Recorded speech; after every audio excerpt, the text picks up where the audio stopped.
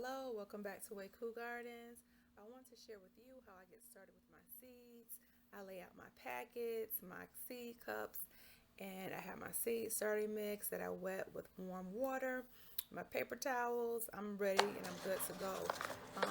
Definitely be knowledgeable about what seeds you're going to plant for the season, especially if you have to get started so many weeks ahead of your last frost date, which is so important for you to know. You can go to almanac.com, put in your zip code, and it'll tell you when your last frost day is, so you can kind of plan ahead.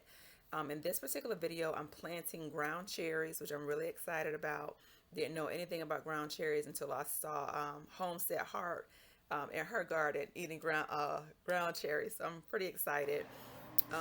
Yeah, so I just wet the seed starting mix with warm water, plant them, spray them again, put some saran wrap over the top just to create like a greenhouse effect. Sit them in a dark place. You can use a heating mat if you like. Um, you don't necessarily have to.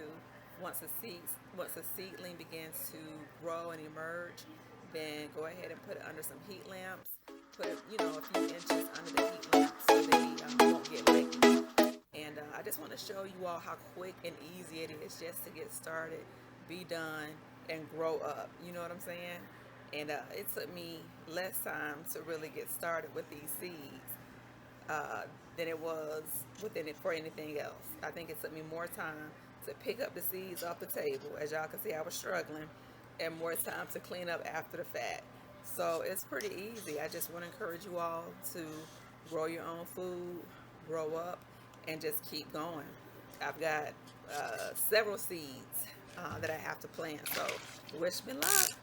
And again, the seed starting mix, check your seed starting mix. This one, it did come from Dollar Tree. It has some big pieces in it. Take those out, guys. You don't want your seeds having to struggle against that. Thanks for watching Waku Gardens. Peace, love, and Waku.